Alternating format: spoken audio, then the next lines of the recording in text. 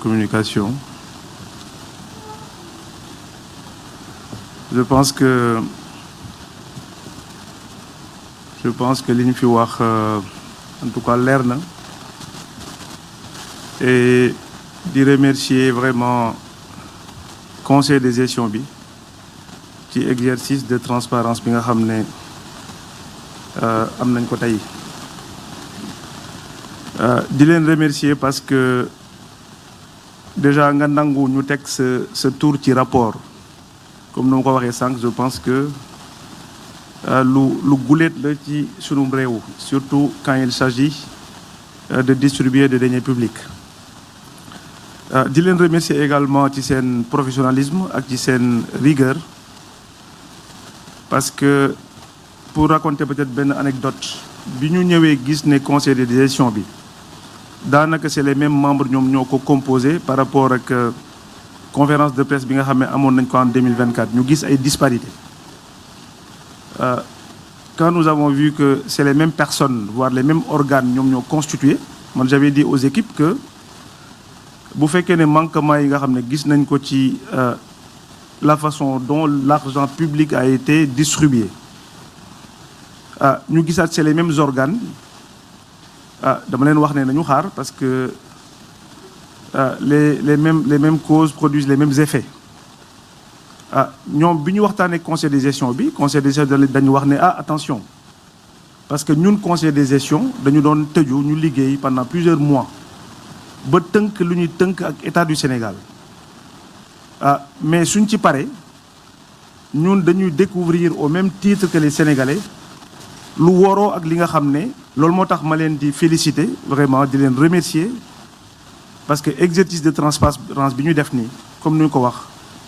loo xam ne redevabilité par rapport à argent public bi nga xam ne moom la ñuy séddale comme ni ma koy waxee chaque jour FADP ce n'est pas un dû c'est de l'argent des Sénégalais donc au même titre que lépp loo xam ne ci askan wi lay jóge suñu koy séddale wala ñu koy distribuer il faut que ñu def ko ci anam yi nga xam ne bépp Sénégalais foo mën a nekk ci Sénégal ñu mën a wax ne xaalis bi kat nga ñu dénk lii lañ ci def ak lii lañ ci wax moo tax ma leen di remercier bu baax peut-être di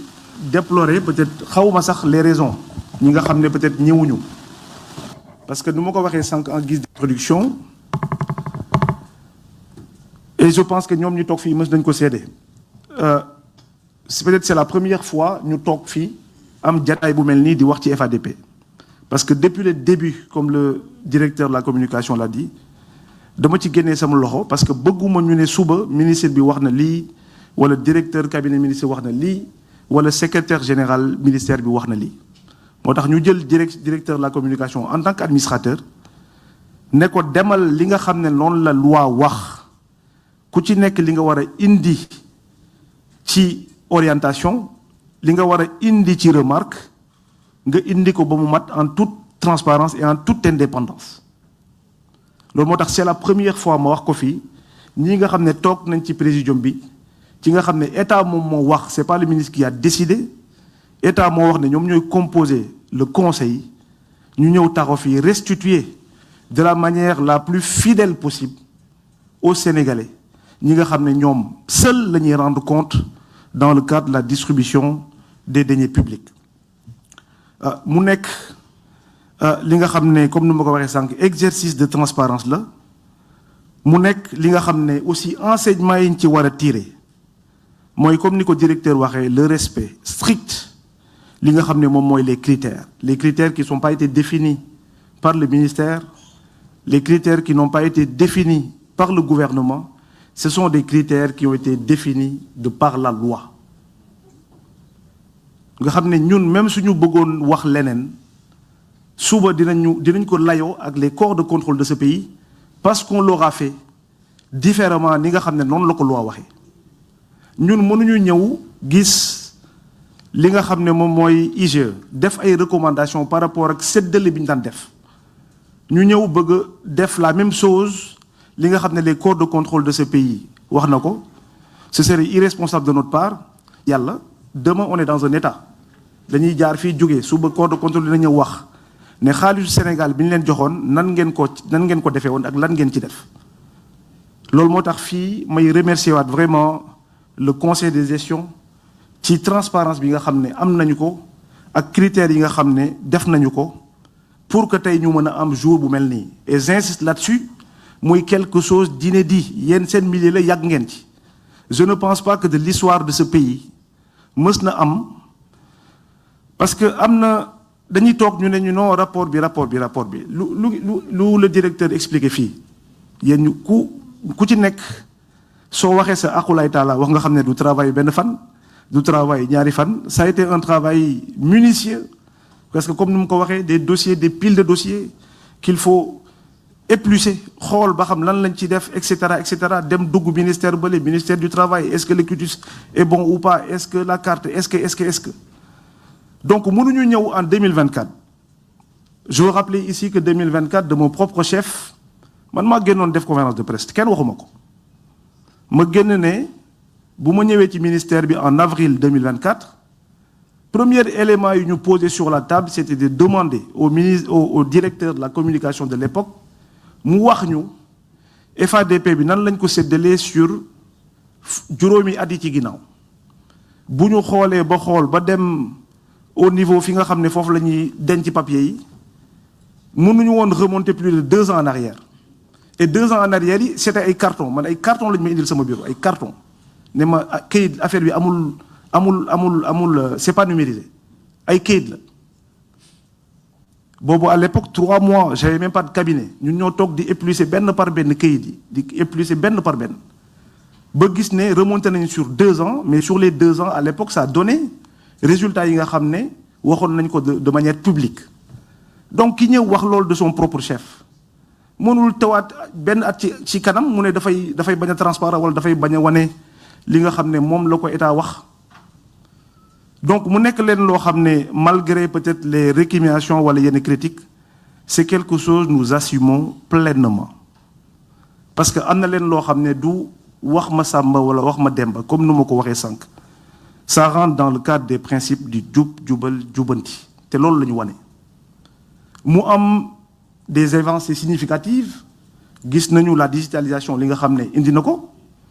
gis nañu aujourd'hui réorganisation bi ñu am dans le secteur de la presse ci li nga xam ne ça c'est l'objet quand même de travaux concertés instituts sur le monde contrairement à ce qu'ils disent oui le ministère n'a pas été fait de manière concertée.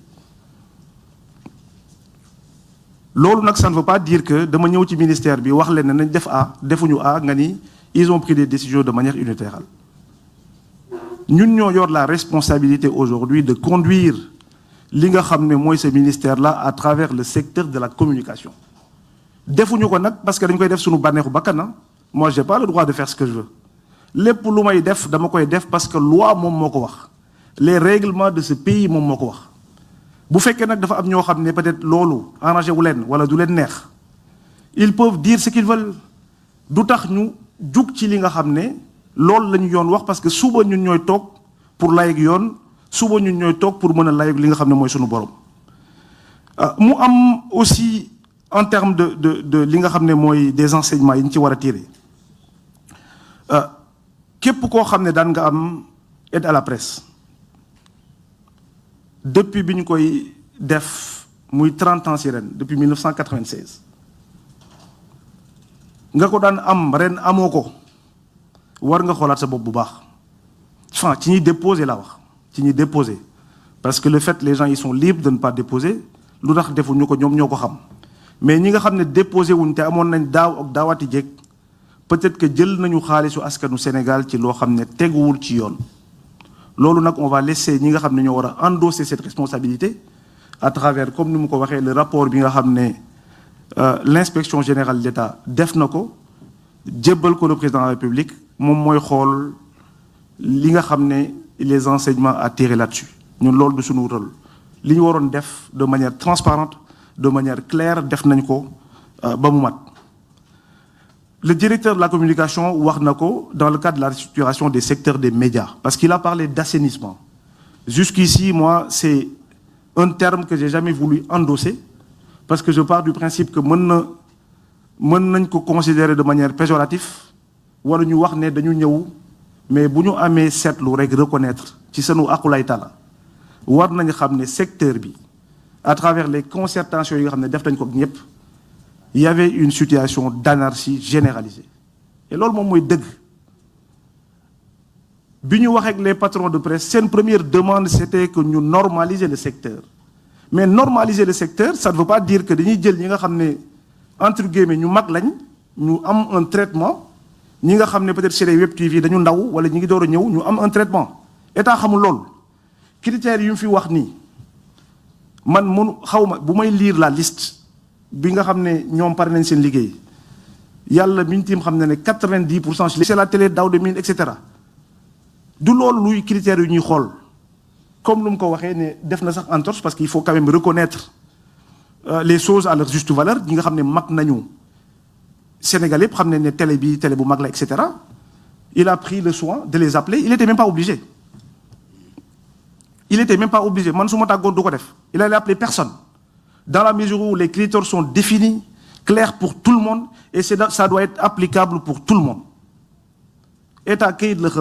xam plutôt xamul ay télé bi kii ko moom wala rajo bi moo ko moom et cetera mais il a quand même fait ce travail bravo mais je pense que on aurait dû quand même rester strictement sur les critères qui sont définis de par la loi qui est le code de la presse. Pour ñëw maintenant ci FADP bi restructuration bi ñëw nañ ñu soulever ko il y a quelques mois de cela bi ñu ñëwee ñu bari wax ci ne waaye le ministère dafa ñëw en croisade contre la presse et cetera et cetera mu nekkoon loo xam ne ba tey musul nekk sunu intention musul nekk sunu ambition sinon ñu jël ministère bi teg ko nale parce que mënoo ñëw ci secteur bi nga xam ne tey sooy def résultat loolu mooy tax peut-être ñu mën la noter par rapport ak avancées yi nga am nga koy delloo ginnaaw mais sauf que lu may wax chaque jour bu fekkee dañu wax ne loi dañ ko war a teg pour tout le monde moo xam dañuy dal sama kaw wala dalul sama kaw il faut que ñu def ko de manière la plus transparente possible et la plus claire possible ba tax na restructuration boo xam ne bi ñu waxee ne entreprise de presse yi nañu dem ñu régulariser wu ça a permis vraiment à l'État du Sénégal aujourd'hui à travers la convention des jeunes reporters plus de 369 des contrats yoo xam ne qui ont été régularisés man dama ñëw fii xaw ma kuy convention des jeunes reporters ñu tàllal ma rapport ne ma rapport bi pratiquement il y a plus de 80% des travailleurs en tout cas ñi nga xam ne mooy sondage bi ñu defoon à l'époque soit ñii amuñu contrat wala même suñu amee contrat seen droits sociaux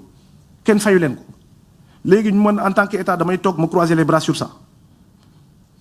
donc ce travail de restructuration à la base c'est pour vous c'est pour les journalistes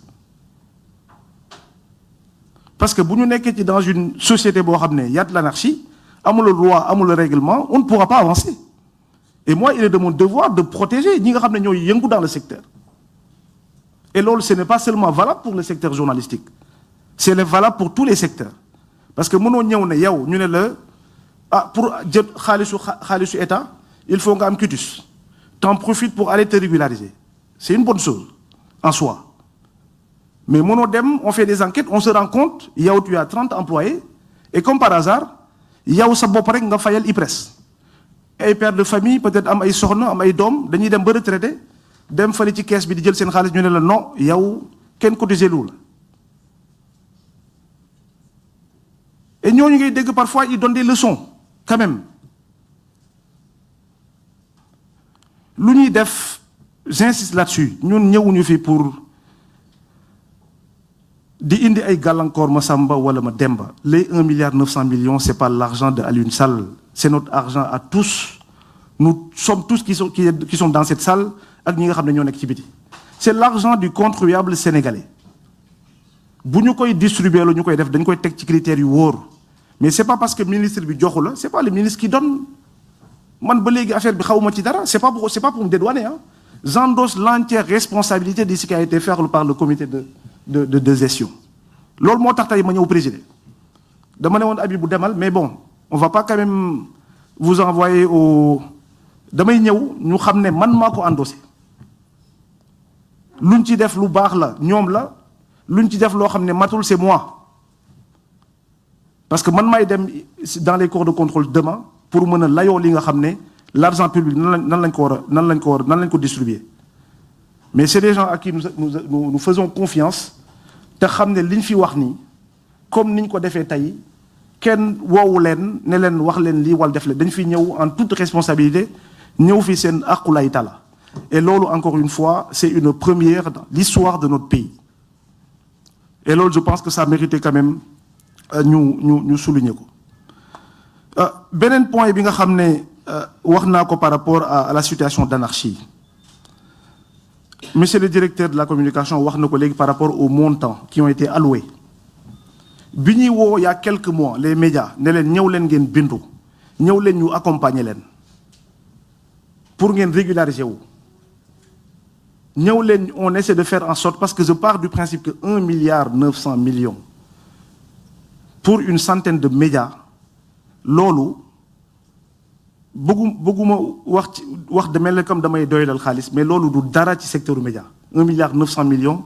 c'est peanuts ci li nga xam ne moom la média soxla bu ñu xoolee média international yi nga xam ne dañoo nekk à l'international wala partout dans ce monde là nan la média di fonctionner ak journaliste international nan lay fonctionner ak journaliste sénégalais soo koy xool y a de quoi vraiment avoir honte ngeen baal ma ci kàddu bi parce que joxuñu gëdd journaliste Sénégal li mu war a am waxuma ko pour damay jaxase patron de presse et cetera ku ci nekk fii te majeur et vacciné yow yaay endosser tes responsabilités par rapport au choix de carrière yi nga xam ne def nga ko mais moi en tant que bi nga xam ne moom lañ ma dénk ñu jël ay nit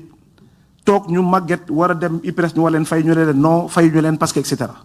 parce que c'est au-delà même des avantages que l'État octroie au secteur des médias man bind naa sama collègue ministère du travail ne ko écoute lii nii dañ ci war a mettre un terme ki nga xam ne amoo les moyens pour mën a faire ton média et vivre de ton métier bàyyil nga dem def leneen wax bi mën na dur nag mais loolu mooy dëgg parce que ñun ñi fii ñëpp kenn nangu fii toog pendant 40 ans de carrière nga liggéey ba pare dem war a am ay doom yoo war a accompagner nga dem IPRES wala nga dem feneen ak feneen ñu ne la yow kenn mënu la faj parce que amul IPM sa retraite moom kii la nga xam ne moo la doon employé musul la cotiser 1 franc et loolu responsabilité état dafay engagé moo tax des mesures vont être prises en tout cas sur cette question-là avec le ministre du Travail pour que li nga xam ne def nañ ko comme diagnostic qu'on puisse aller au bout de ce diagnostic parce que pour moi c'est important et il en va ci li nga xam ne moom mooy survie wu li nga xam ne mooy les entreprises de presse parce que entreprise de presse médias sénégalais dafa nekk pendant 40 ans li ñuy woowee li nga xam ne moom mooy visite démocratique état Sénégal dafa mës a nu mu tuddati encore journaliste sénégalais médias sénégalais dafa mës a jouer ci li nga xam ne moom mooy transparence ci wàllum démocratie di ci am ay combat yoo xam ne ñun jiitu na suñu juddu donc warul ñëw di sooxee suñu loxo mais également c'est un métier qui doit être aujourd'hui géré avec beaucoup de responsabilités suñu ko deful on aura tous failli loolu moom mooy tax li fi amoon démb nga xëy Sénégal ñu ne la il y a 40 journaux yoo xam ne dañuy xëy tous les matins kenn tirewu leen kenn xamul kan moo koy def c'est en ligne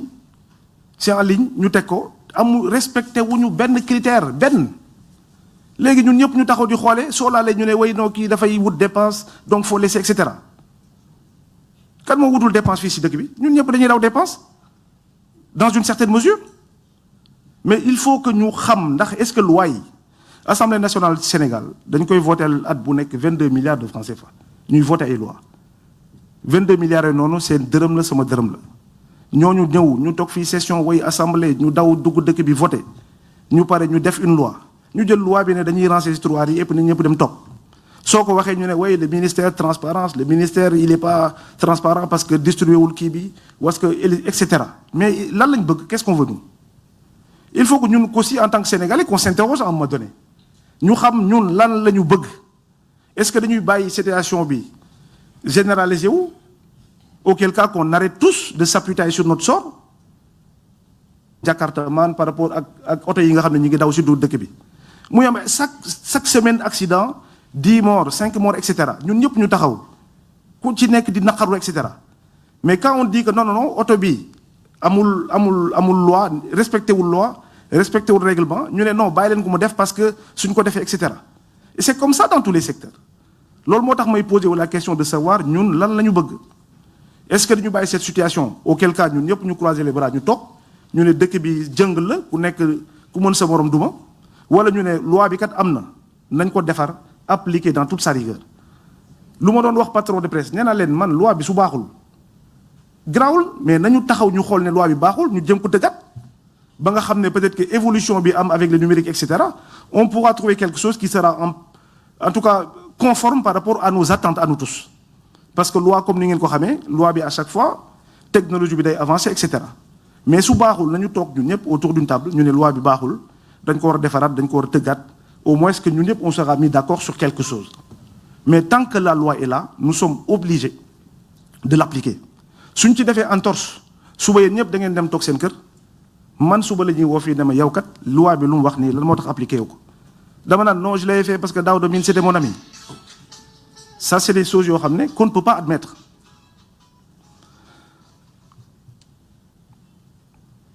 Maintenant pour ñëw ci réforme yi man je pense que restructuration bi ça a été quelque chose de nécessaire vraiment nécessaire pour notre pays gis ngeen ko ci publication bi par rapport ñi wax ne non dañu jël seen média jox je ñun amuñu média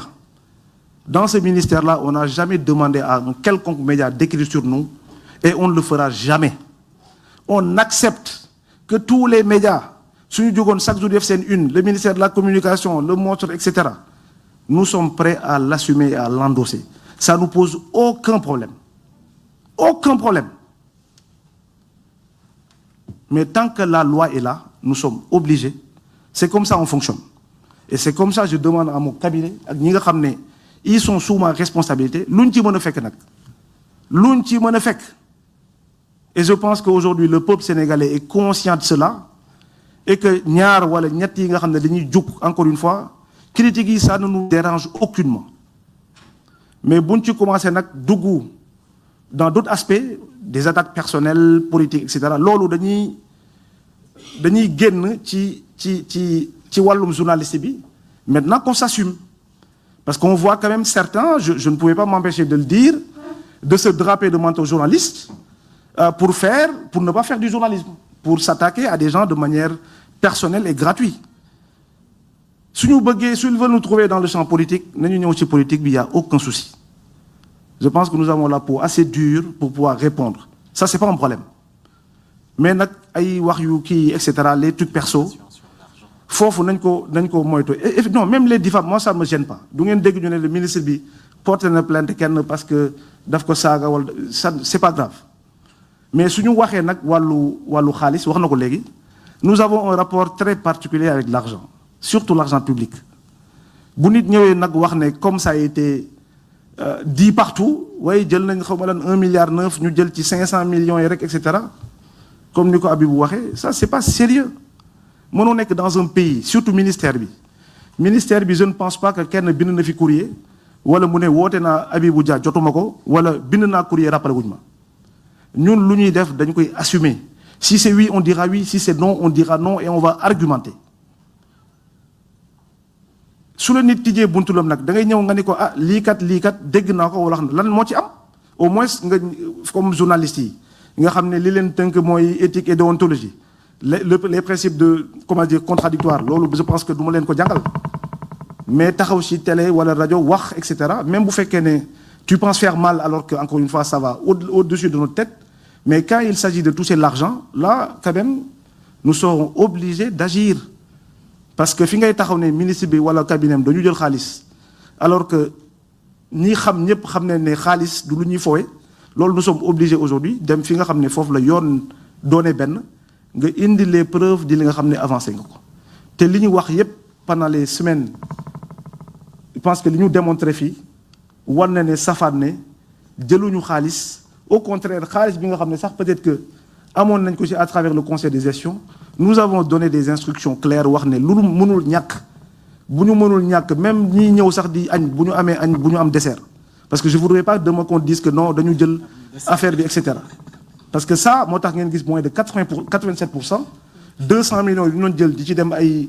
Saly di def ay séminaires ay retraites et cetera j'ai dit il y a aucun séminaire à Saly nous avons assez de salles ici au building su séminaire di am ngeen ñëw fii toog lu ma leen mën na assurer mooy dina leen jox añ dina leen jox ndox mais il y aura pas de dessert c'est ça la réalité non ça vous fait rire mais c'est ça la réalité parce que nous partons du principe que xaalis bi ñu jabalee pour bi ñu jagleel pour presse bi dafa war a dellu ci presse bi waruñu ko jël di ci def beneen utilisation loolu moo tax ñu jàpp ne modèle bi nga xam ne mooy surtout le modèle de financement de la presse sénégalaise. Les amis, il faut qu'on se dise la vérité. Depuis plus de 40 ans wala plus ngay def presse en tout cas li nga xam ne moom lañ jagleel l'aide à la presse muy 1 milliard 900 700 millions ba 1 milliard 900 avec l'évolution que ça a connu ñu koy jagleel presse 40 ans 30 ans après on se rend compte que presse bi tey boobu la gën a du ñu toog nag xam bi demul que ñu changer de modèle comme ni mu ko waxee c'est la première fois ñu gis ñu am ay 30 millions 50 millions mais avant c'était des 20 millions wala plus bu nit ñi amee loolu ñu xam ne kat lii mënul yóbbu presse parce que l'ambition c'est pas d'avoir une presse élitiste. Nous voulons avoir une grande presse pas grande par le nombre c'est-à-dire par la qualité ñu am ñoo xam ne ce fonds-là 1 milliard 900 ci ren ñu jël en moyen quand même parce que dégg naa aussi il faut ma tontu ci oui non le président Macky Sall Abdoulaye Wade ils sont venus yokk nañ jël nañ 700 ba 1 milliard 9 ñun sous notre magistère en moins de 2 ans par rapport à l'évolution des redevances yi nga xam ne aussi c'est des décisions yu ñu jël de notre propre chef kenn waxuñu ko nous avons alloué li nga xam ne jël nañ ko ci redevance en termes de communication yi ngeen dégg fii muy ay milliards bu ñu xoolee ci 2026 rek c'est plus de 4 milliards nous avions décidé de prendre 20% de ce montant dugal ko ci de la presse ce qui fait aujourd'hui près du double des 1 milliard 900 millions en moins de 2 ans léegi ku def loolu kooku bëgg bañ na yow nga avancer bañ nga développer c'est pas la réalité mais maintenant li ñu gëm également mooy aide à la presse nekkul loo xam ne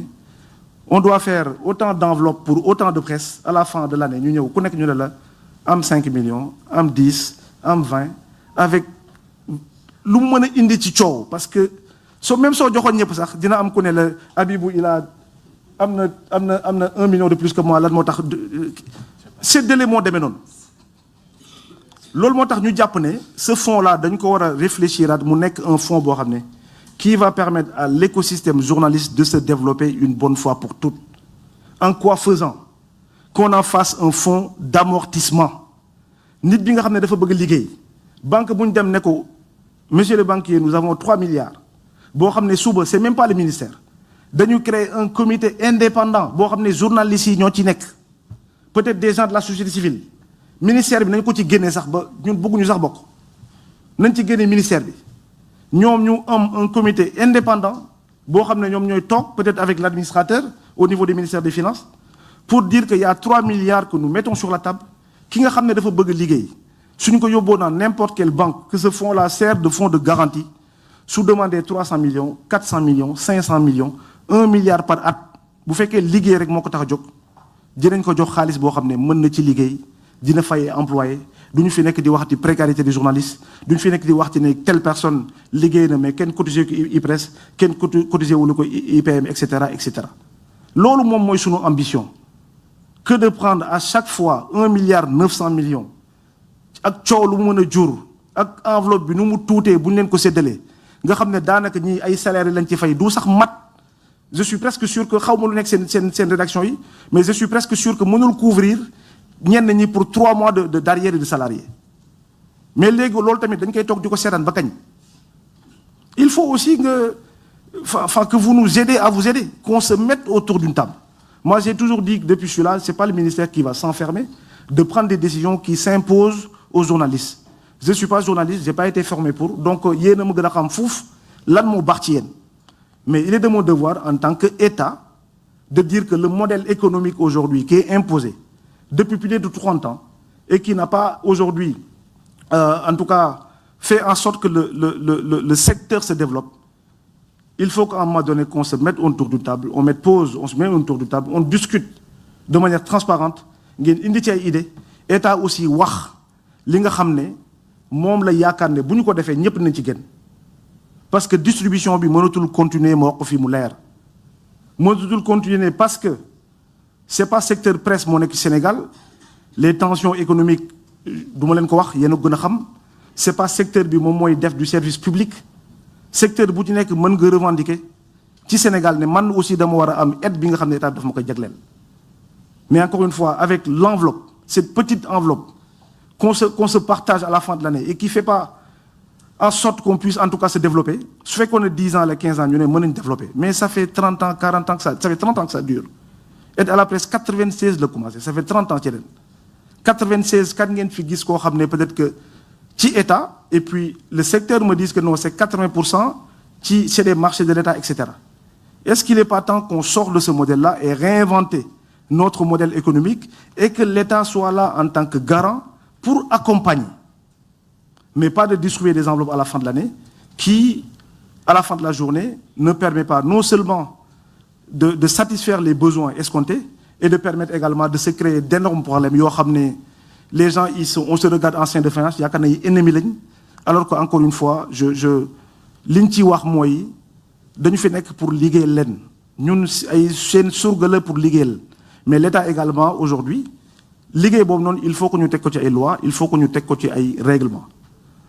loolu la amone li nga xamné mom la doon wax en guise de synthèse di remercier wat bu baax ñi nga xamné ñoy comité de gestion bi comme nous mako waxé fi ci ñi ko composé ministère des finances di ko remercier bu baax aussi parce qu'à travers son représentant, on a dû batailler même pour garder ce fonds. Parce que le 31 décembre, pendant que certains étaient en train de faire leur veille nocturne, de faire en sorte, parce que nous aussi dafa am loi et règlement le 31 décembre à minuit, on remet tous les compteurs à zéro. Et l'argent, on a dû le débloquer sous Modjoumul en fin janvier. Ci lo xamné xawma ban mécanisme lañ def, peut-être que j'aurais pas dû le dire, mais en tout cas, nous leen ci remercier vraiment bu baax. Parce que le processus devait arriver à son terme avant que nous ne joxe xaalis quoi que ce soit. Parce que mënuñu jël recommandation yi nga xamné inspection générale moko def lolu yeen xamoo leen ko man mako xam c'est pas que je vais sortir pour dire que non li moma teunk etc. C'est l'État avec ses rouages et son fonctionnement qui a fait qu'aujourd'hui on a pris le temps qu'il fallait, mais il était nécessaire quand même aujourd'hui d'avoir cet exercice bi nga xamné japp na né lu am solo la ñu ñëw wax ak les Sénégalais de manière transparente fan le processus commencé fan la yegg ak lan jeexital mo ci am